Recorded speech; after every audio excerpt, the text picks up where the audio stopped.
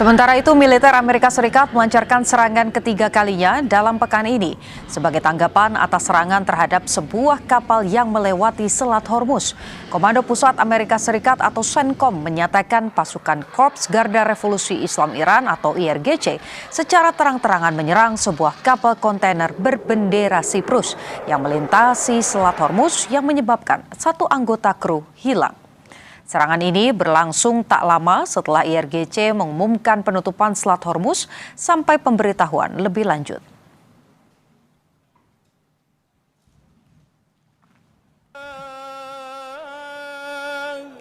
Pemimpin tertinggi Iran, Mojtaba Khamenei, menegaskan bahwa pembalasan atas kematian ayahnya sekaligus pendahulunya, Ayatollah Ali Khamenei, merupakan tuntutan rakyat Iran yang harus dilaksanakan. Pernyataan tersebut disampaikan Mojtaba dalam pesan yang dibacakan saat rangkaian upacara pemakaman Ali Khamenei, sebagaimana disiarkan televisi pemerintah Iran. Mojtaba juga menegaskan komitmen Iran untuk membalas kematian Ayatollah Ali Khamenei beserta para korban lain yang gugur dalam konflik dengan Amerika Serikat dan Israel.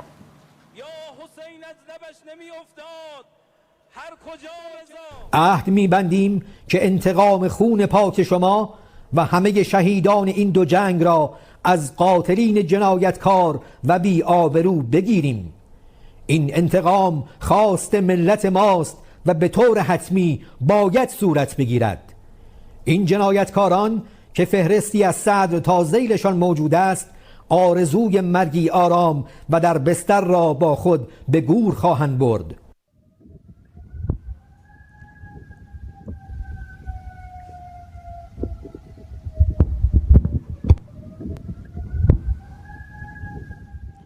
Suara sirene meraung di Doha saat rudal Iran menghantam Qatar. Suara ini jadi tanda diaktifkannya sistem pertahanan udara di Qatar, Doha, saudara.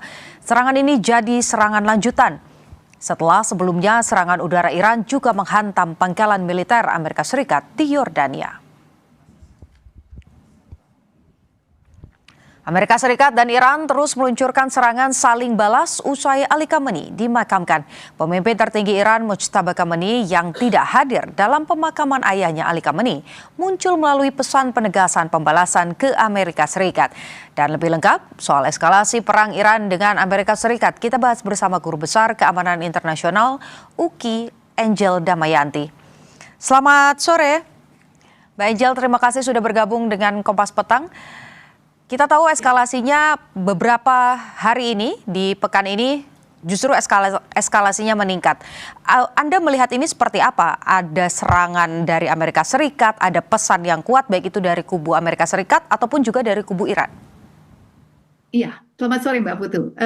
Yang saya lihat gini, ketegangan ini memang meningkat dalam 1-2 minggu terakhir karena memang masalah di Selat Hormuz sendiri itu belum tuntas. Artinya apakah Selat Hormuz dibuka ini katakanlah begitu saja dibuka, karena kan sebenarnya ada perbedaan pandangan antara Amerika dengan Iran. Itu sendiri belum selesai. Kemudian menjadi masalah semakin besar ketika ada serangan-serangan yang awalnya tidak diakui oleh Iran, tapi Amerika menuduh itu Iran, sehingga ada serangan aksi reaksi begitu ya. Dan menjadi semakin lebih panas ketika pada saat pemakaman itu ada intelijen Israel yang menyampaikan juga kepada Trump bahwa ada semacam upaya untuk membunuh Trump sebagai bentuk mau balas dendam atas kematian Ali Khamenei waktu itu ya. Nah, ini 3 poin yang menurut saya membuat situasi menjadi semakin panas sehingga Amerika mengatakan gencatan senjata berakhir. Dan disitulah ya perang, walaupun masih dalam skala yang terbatas ya Mbak ya, belum sampai yang perang all out semuanya. Tapi jika ini dibiarkan tentu saja ya tentu tidak baik untuk semua pihak, artinya Iran dan Amerika itu sendiri maupun negara-negara di kawasan Teluk dan negara-negara global tentu saja. Begitu Mbak Putu. Oke. Nah, yang jadi pertanyaan kemarin kan sebetulnya Iran dan Amerika Serikat ini sempat bersepakat begitu ya untuk kemudian mencari jalan tengah. Nah, tapi setelah momentum kemarin pemakaman begitu, Mojtaba ini justru menyampaikan pesan yang cukup keras begitu terkait dengan balas dendam, bahwa ini merupakan tuntutan rakyat Iran. Anda melihat apa yang mau ditekankan sebetulnya oleh Mojtaba? Ya, artinya gini, bisa jadi Mojtaba mendapat kekuatan dari dalam.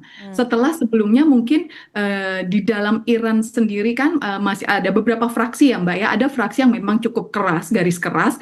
Ada fraksi yang masih mengharapkan terjadinya kesepakatan gitu ya, kesepakatan dengan Amerika dan ada fraksi-fraksi lainnya. Nah, kelihatannya setelah kemarin pemakaman dan masyarakat Iran itu menunjukkan semacam kesatuan hati bahwa ini harus dibalaskan lah dendam ini gitu. Itu membuat Mojtaba melihat ini sebagai semacam apa? Energi atau semacam seruan yang mengkonsolidasikan seluruh kekuatan Iran, kurang lebih seperti itu, sehingga membuat Mojtaba berani menyampaikan kepada Amerika bahwa ya kami akan keras melawan gitu ya, kami akan melakukan balas dendam dan kami tidak akan begitu saja percaya dengan kesepakatan atau janji-janji Amerika yang dibuat di dalam MOU dengan Iran dan sebagainya. Itu yang saya lihat, Mbak. Oke, tapi kalau kita bicara soal Iran, Mujtaba dapat pecutan semangat begitu ya dari warga Iran. Tapi pertanyaannya, apakah Iran cukup kuat kemudian untuk secara terang-terangan menyampaikan dalam tanda kutip begitu ya ancaman kepada Donald Trump dan juga Amerika Serikat? Buat Iran, Mbak, tidak harus langsung face to face, vis-a-vis dengan Trump atau Amerika Serikat.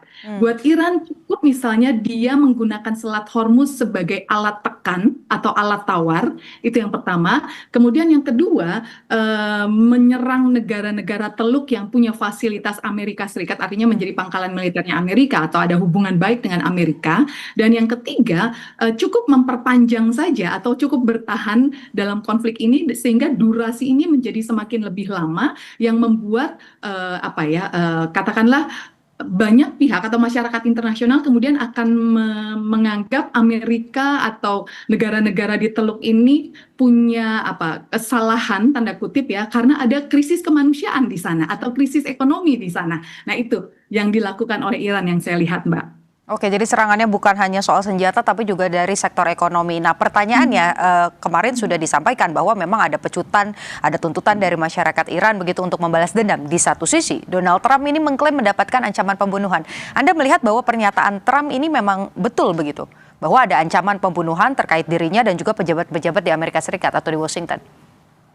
Iya, itu kan sebenarnya dipicu karena misalnya pada saat pemakaman itu ada yang bawa spanduk gitu ya warga Iran yang bunuh Trump atau kemudian ada laporan juga intelijen Mossad terhadap Amerika terhadap Trump ya itu yang kemudian mungkin dirangkum oleh intelijen Amerika atau Presiden Trump itu sebagai ini ancaman real gitu sehingga ya mereka juga meningkatkan kewaspadaan dan apa yang dilakukan Iran itu yaitu tadi menimbulkan aksi reaksi gitu sedikit saja tindakan Iran itu akan langsung direspons secara langsung dan nyata oleh Amerika itu yang saya lihat Mbak Putu. Oke, sebelumnya tadi dianalisa bahwa bentuk perangnya ini bukan hanya soal senjata tapi juga sektor ekonomi. Anda melihat ketika kemudian ada dorongan untuk membalas dendam ini lebih besar kemana? Pembunuhan terhadap petinggi-petinggi Amerika Serikat seperti Donald Trump atau serangannya justru tadi bermain di ranah ekonominya? Dua-duanya bisa berlaku ya Mbak ya. Artinya gini, di dalam negeri Amerika apalagi selama masa menjelang pemilu nanti di November kan tentu saja kemungkinan katakanlah resiko-resiko keamanan itu bisa saja terjadi karena Trump kan beberapa kali juga tuh mengalami pengalaman-pengalaman yang tidak menyenangkan ketika dia datang berkunjung ke beberapa tempat. Itu satu. Kemudian ya secara ekonomi Iran paham betul fungsi strategis, peran strategis dari Selat Hormuz sehingga Selat Hormuz benar-benar menjadi senjata buat Iran, senjata dalam arti menjadi alat tawar atau alat tekan buat negara-negara terutama Amerika dan sekutunya gitu ya, atau bahkan negara-negara teluk yang juga menggunakan Selat Hormuz untuk menjual mereka punya minyak gas ke negara-negara lain. Nah, ini yang menurut saya justru lebih mengancam, Mbak, karena korbannya bukan Amerika saja, tapi negara-negara lain di dunia ini. Negara-negara secara global gitu ya mengalami dampak dari Selat Hormuz yang terus dimainkan oleh Iran. Begitu Mbak Putu. Ya, bahkan dampaknya juga sampai ke Indonesia juga ya, Mbak Angel. Dan kalau kita bicara soal Selat Hormuz ini kemarin juga disampaikan begitu IRGC kembali menutup Selat Hormuz sampai waktu yang tidak ditentukan. Nah, Anda melihatnya respon Donald Trump kira-kira akan seperti apa? Mengirimkan ribuan rudal? Itu yang dia sudah katakan ya, dia sudah mempersiapkan 1.000 rudal dan akan mempersiapkan lagi 1.000 rudal lainnya kalau Iran masih bersikeras dengan memanfaatkan atau memainkan Selat Hormuz sebagai alat tekannya Iran gitu ya. Dan tentu ya saya sih tidak berharap ini terus-menerus terjadi dan berkepanjangan, karena yang menjadi korban kan ya kita-kita ini, terutama yang di Indonesia ya Mbak, dengan harga minyak yang naik terus, harga gas naik terus, inflasi rupiah gitu, sehingga ekonomi juga berat juga gitu ya buat beberapa pengusaha dan lain sebagainya, sehingga yang saya sih berharap walaupun mungkin tidak menjadi perang lebih besar, konflik mungkin terbatas gitu ya, dan saya tetap berharap diplomasi bisa tetap jalan gitu Mbak. Oman masih tetap menjalankan perannya untuk menghubungkan Amerika dan Iran, walaupun mungkin kemungkinannya menjadi lebih kecil dibandingkan sebelumnya, tapi paling tidak saya masih punya harapan lah, begitu Mbak Putu. Termasuk juga Swiss yang mencoba masuk juga ya dalam upaya perdamaian ini ya Pak? Iya, betul, betul. Saya melihat ya mudah-mudahan negara-negara Eropa juga, karena mereka merasa sudah terancam juga dengan digunakannya Selat Hormuz menjadi alat tekan oleh Iran gitu ya, dengan minyak, kebutuhan minyak, kebutuhan energi yang ya sangat bergantung pada Selat Hormuz ini, begitu Mbak. Kalau bicara eskalasi di antara negara-negara kawasan seperti apa? Kalau kita lihat kan serangannya ini sudah mulai meluas begitu. Ada sampai ke Yordania, kemudian yang terbaru dari Qatar begitu, dan kita tahu Israel terus menggempur Libanon, faksi dari Iran begitu. Nah, Anda melihat di kawasan akan sepanas apa jadinya? Yang pasti makin panas memang Mbak, dengan ya tadi konflik-konflik yang tadi ya, Israel Libanon masih tetap ada, kemudian ya Kuwait, Bahrain itu juga masih ada karena ada pangkalan militer, dan meluas ke Uni Emirat Arab juga sekarang gitu ya, dan beberapa negara yang lain. Sehingga saya melihatnya memang konflik ini mungkin akan meluas, tapi masih terukur. Gitu, artinya gini, yang diserang oleh Amerika misalnya kalau kita perhatikan ya, masih sifatnya yang radar, drone, bukan fasilitas-fasilitas minyaknya Iran. Gitu, artinya Amerika tuh masih lebih belum perang total gitu, karena masih menjaga minyak Iran atau pangkalan-pangkalan fasilitas-fasilitas minyak Iran masih belum, mudah-mudahan tidak diserang gitu ya, dan Iran sendiri pun masih ya sebatas pada pangkalan-pangkalan militer Amerika yang ada di negara-negara Teluk, bukan menyerang fasilitas sipil gitu ya yang ada di negara-negara kawasan, sehingga saya melihatnya sebenarnya masih terukur konfliknya, begitu Mbak Putu. Oke, baik, kita harapkan meskipun panas tapi tetap terarah begitu ya, jangan meluas kemana-mana, apalagi nanti dampaknya pada ekonomi, khususnya dari ketersediaan minyak dunia. Terima kasih Guru Besar Keamanan Internasional Universitas Kristen Indonesia, Angel Damayanti.